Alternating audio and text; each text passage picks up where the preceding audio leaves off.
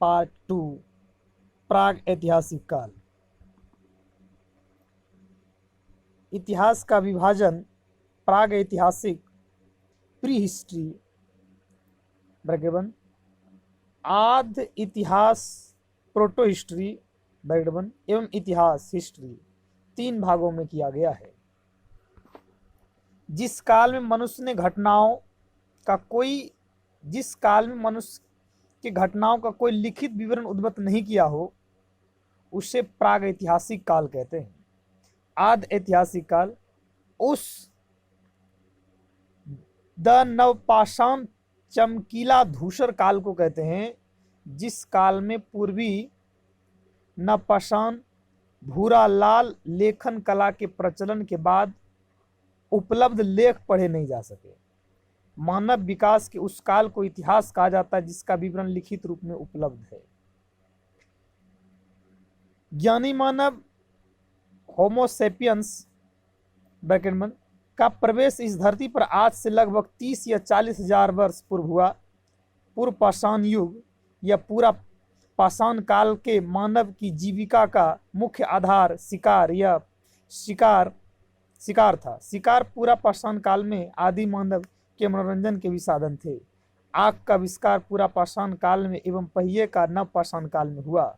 मनुष्य में अस्थायी निवास की प्रवृत्ति नव पाषाण काल में हुई तथा उसने सबसे पहले कुत्ता को पालतू बनाया। मनुष्य ने सर्वप्रथम तांबा धातु का प्रयोग किया तथा उसके द्वारा बनाया जाने वाला प्रथम औजार कुल्हाड़ी प्राप्ति स्थल अतिरमपक्कम था। कृषि का आविष्कार नवपाषाण काल में हुआ। प्राग ऐतिहासिक अन्न उत्पादक स्थल मेहरगढ़ पश्चिमी बलूचिस्तान में अवस्थित है। कृषि के लिए अपनाई गई सबसे प्राचीन फसल गेहूं पहली फसल ब्रैकेट बंद एवं जौ थी, लेकिन मानव द्वारा सर्वप्रथम प्रयुक्त अनाज चावल था। कृषि का प्रथम उदाहरण मेहरगढ़ से प्राप्त हुआ। कोल्डिहावा का संबंध चावल से प्राचीनतम साक्ष्य से है। एक चीजें हैं थोड़ा कोडेड किया हुआ उसको पढ़ लेते हैं। संस्कृति और एक तरफ है बर्तन। मालवा संस्कृति से संबंधित है काला तथा लाल बर्तन। बुर्जहोम से धूसर बर्तन, जोखे से लाल बर्तन। ठीक।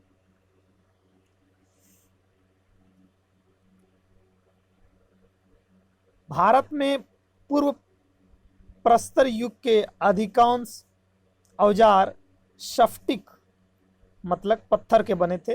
रॉबर्ट ब्रूक्स फूट पहले व्यक्ति थे जिन्होंने 1863 में भारत में पूरा पाषाण कालीन औजारों की खोज की।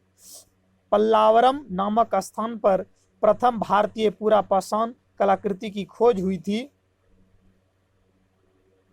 भारत में मध्य पाषाण काल के विषय में जानकारी सर्वप्रथम 1867 ईस्वी में हुई जब C.L. क्लाइल ने विंध्य क्षेत्र में लघु पाषाणोपकरण खोज निकाले। भारत में मानव अस्थि पंजर मध्य पाषाण काल से ही सर्वप्रथम प्राप्त होने लगता है। भारत में नव पाषाण कालीन सभ्यता का प्रारंभ ईसा पूर्व 4000 लगभग हुआ। भारत का सबसे प्राचीन नगर मोहनजोदड़ो था। सिंधी भाषा में जिसका अर्थ है मृतकों का टीला। असम का श्वेतंभ्रू गिबन भारत में पाया जाने वाला एकमात्र मान भाव कपि है। इनाम गांव ताम्र पाषाण युग की एक बड़ी बस्ती थी। इसका संबंध जोरवे संस्कृति से है। भारत में शिवालक की पहाड़ी से जीवाश्म का प्रमाण मिलता है। प्रागैतिहासिक काल में भीमबेटका गुफाओं के शैल चित्र के लिए प्रसिद्ध है। भारत में मनुष्य संबंधी सबसे पहला प्रमाण नर्मदा घाटी मिला है। नोट: भारतीय नागरिक सेवा के अधिकारी रिजले प्रथम व्यक्ति थे जिन्होंने प्रथम बार वैज्ञानिक आधार पर भारत की जनसंख्या का प्रजातीय विभेदीकरण किया। सिंधु सभ्यता। रेडियो कार्बन C14 जैसी नवीन विश्लेषण पद्धति के द्वारा सिंधु सभ्यता का सर्वमान्य तिथि 2400 ईसा पूर्व से 1700 ईसा पूर्व मानी गई। इसका विस्तार त्रिभुजाकार है। नोट: तिथि निर्धारण की कार्बन 14 की खोज अमेरिका के प्रसिद्ध रसायनिक शास्त्री V.F. लीवी द्वारा 1946 में की गई थी। इस पद्धति में जिस पदार्थ में कार्बन 14 की मात्रा जितनी ही कम रहती है वह उतनी प्राचीन मानी जाती है। सिंधु सभ्यता की खोज 1921 में राय बहादुर दयाराम सहनी ने की। सिंधु सभ्यता को आर्द्र ऐतिहासिक अथवा कांस्य युग में रखा जा सकता है। इस सभ्यता के मुख्य निवासी द्रविड़ एवं भूमध्य सागरीय थे।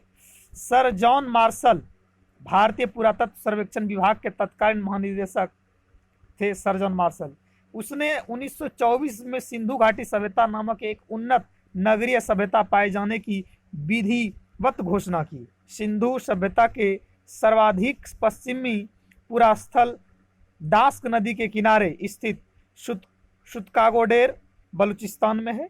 पूर्वी पुरास्थल हिंडन नदी के किनारे आलमगीरपुर जिला मेरठ उत्तर प्रदेश में है। उत्तरी पुरास्थल चिनाब नदी के तट पर अखनूर के निकट मांदा जम्मू कश्मीर व दक्षिणी पुरास्थल गोदावरी नदी के तट पर दायमाबाद जो जिला अहमदाबाद महाराष्ट्र में स्थित है। सिंधु सभ्यता या सैंधव सभ्यता नगरीय सभ्यता थी। सैंधव सभ्यता से प्राप्त परिपक्व अवस्था वाले स्थलों में केवल 6 को ही बड़े नगर की संज्ञा दी गई। ये है मोहनजोदड़ो, हड़प्पा और गनबारीवाला, धौलावीरा, राखीगढ़ी एवं कालीबंगन। स्वतंत्रता प्राप्ति पश्चात हड़प्पा संस्कृति के सर्वाधिक स्थल गुजरात में खोजे गए। नोट: सिंधु घाटी सभ्यता का सबसे बड़ा स्थल मोहनजोदड़ो है, जबकि भारत में इसका सबसे बड़ा स्थल राखीगढ़ी घग्गर नदी के किनारे है जो हरियाणा के हिसार जिला में स्थित है। इसकी खोज 1963 में सूरज भान ने की थी। लोथल एवं सुतकोगदा सिंधु सभ्यता का बंदरगाह था। जूते हुए खेत और नक्काशीदार ईंटों का प्रयोग का साक्ष्य कालीबंगन से प्राप्त हुआ। मोहनजोदड़ो से प्राप्त स्नानागार संभवतः सैंधव सभ्यता की सबसे बड़ी इमारत है, जिसके मध्य स्थित स्नान कुंड 11.88 मीटर लंबा तथा 7.01 मीटर चौड़ा एवं 2.43 मीटर गहरा है। अग्निकुंड लोथल एवं कालीबंगन से प्राप्त हुए। मोहनजोदड़ो से प्राप्त एक सील पर तीन मुख वाले देवता ब्रैकेट पशुपतिनाथ ब्रैकेट बंद की मूर्ति मिली। उनके चारों ओर हाथी, गैंडा, चीता एवं भैंसा विराजमान है। मोहनजोदड़ो से नर्तकी की एक कांस्य मूर्ति मिली है।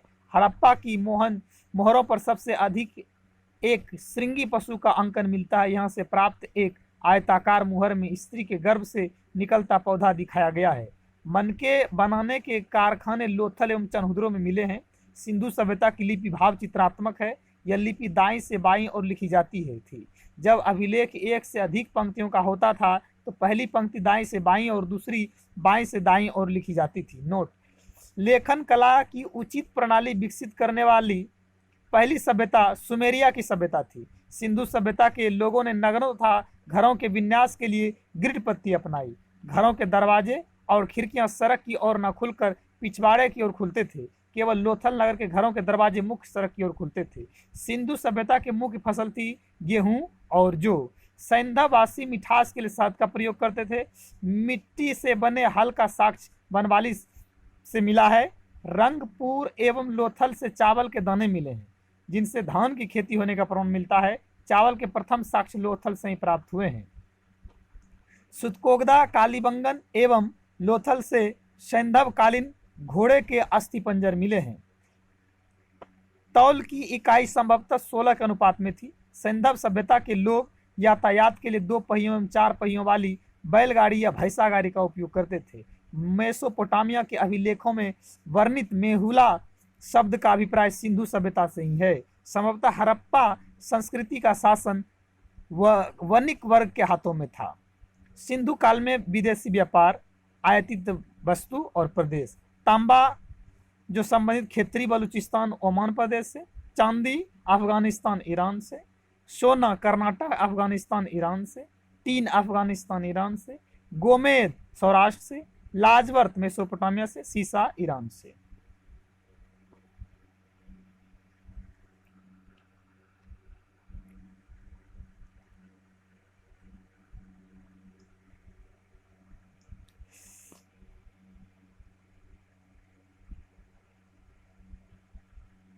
पिग्गट ने हड़प्पा एवं मोहनजोदड़ो को एक विस्तृत साम्राज्य की जुड़वा राजधानी कहा। सिंधु सभ्यता के लोग धरती को उर्वरता की देवी मानकर उसकी पूजा करते थे। वृक्ष पूजा एवं शिव पूजा के प्रचलन के साक्ष्य भी सिंधु सभ्यता से मिले हैं। स्वास्तिक चिन्ह संभवतः हड़प्पा सभ्यता की देन है। इस चिन्ह से सूर्योपासना का अनुमान लगाया जाता है। सिंधु घाटी के नगरों में किसी भी मंदिर के अवशेष नहीं मिले हैं। सिंधु सभ्यता में मातृ देवी की उपासना सर्वाधिक प्रचलित थी। पशुओं में कुबड़ वाला सांड इस सभ्यता के लोगों के लिए विशेष पूजनीय था। स्त्री मृण्य मूर्तियां ब्रैकेट मूर्ति की मूर्तियां ब्रैकेट बंद अधिक मिलने से ऐसा अनुमान लगाया जाता है कि सैंधव समाज मित्र सत्तात्मक था।